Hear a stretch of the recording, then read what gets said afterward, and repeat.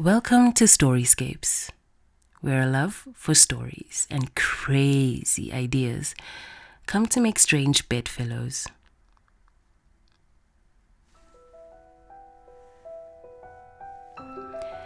Zola Mabuza thought she had life figured out. An accountant at a respectable firm, she kept her head down, worked hard, and dreamed of one day having the perfect wedding. Enter Themba, a charming boyfriend. Well, charming might be a bit of an overstatement. Let's say he had a way of getting what he wanted, and for a while, Zola was fine with that. Until, of course, he decided he wanted a wedding, but wasn't going to pay for it. Picture this: Zola sitting at her desk, doing the math, not for the firm this time, but for her own future. Themba had popped the question, and just when Zola's heart was ready to soar, he dropped the real bombshell. Lobola. Now, for those of you unfamiliar with this custom, let me explain. Lobola is the bride price a groom's family pays to the bride's family. Traditionally, it's a gesture of respect. For Themba, it was a bill he didn't want to foot. Babe, my family is expecting a big lobola, for their honor.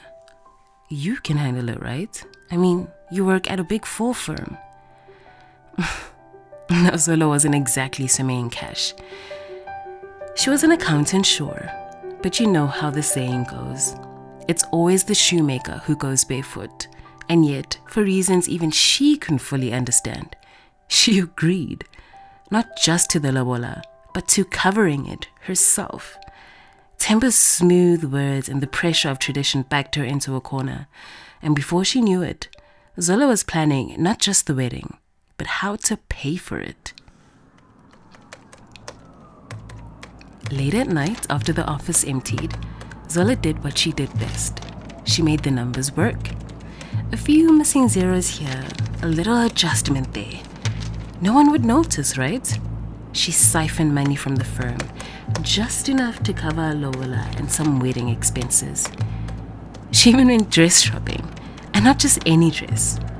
This one was simple, elegant, a real tearjerker of a crown. She bought decorations too, really going all out. She tried on the dress in front of the mirror and thought, "This is it. I'm really doing this." Well, the universe had other plans, because no sooner had she wrapped up the lobola letter on Themba's behalf than the big day came. Not the wedding day, oh no. The lobola negotiations were in full swing. Zola's family and Themba's family were gathered, ready to iron out the deal. It all seemed perfect until the door burst open, and in marched the police, serious faces and all. "Zola Mabuza, you are under arrest for embezzlement," a police officer said to her. Yep, right there in front of both of their families. Zola's fantasy came crashing down. And where was Themba, you ask? Surely her loving fiancé would jump to her rescue, right? Wrong. He took 2 steps back, raised his hand and said, wait for it. He said he had no idea she was doing this. Zola barely had any time to register the betrayal as the handcuffs snapped shut around her wrists. The same wrists that had been typing away with their lobola letter. Love. And so, our dear Zola found herself behind bars, all because she loved a man with a big ego and an empty wallet. Her days in prison were long, quiet, and gave her plenty of time to reflect on her choices. Themba hadn't visited, hadn't written, hadn't done anything but save his own skin. Men. She felt the sting of betrayal sharp and deep. But Zola wasn't the type to stay down for too long. No, she spent her time plotting, thinking. By the time she walked out of prison gates, months later, Zola was a changed woman. And let me tell you, she wasn't planning on just moving on. Themba had a reckoning coming. Zola knew all of Themba's weaknesses, his pride, his greed, his constant need to be in control, and she was going to use every single one of them against him. She started digging into his life, just as she had done with the numbers at work, but this time, she was after something much more valuable than a quick fix of cash. She wanted complete destruction.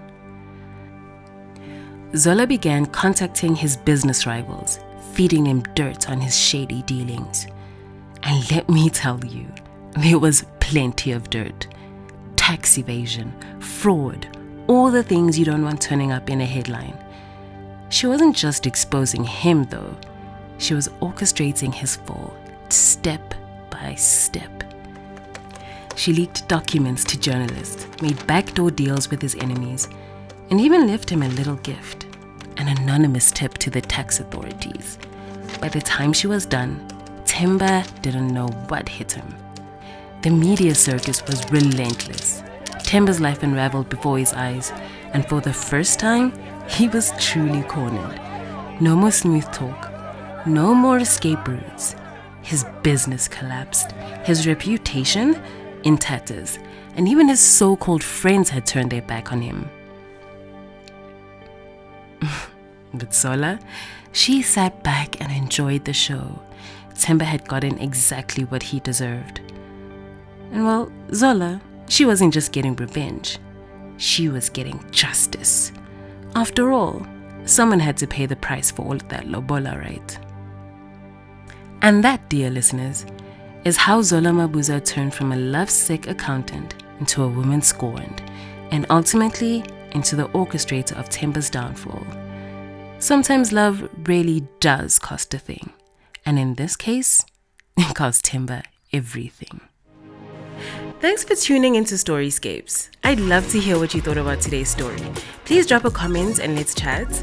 If you enjoyed it, be sure to subscribe and share it with a friend. Please come back for our next adventure.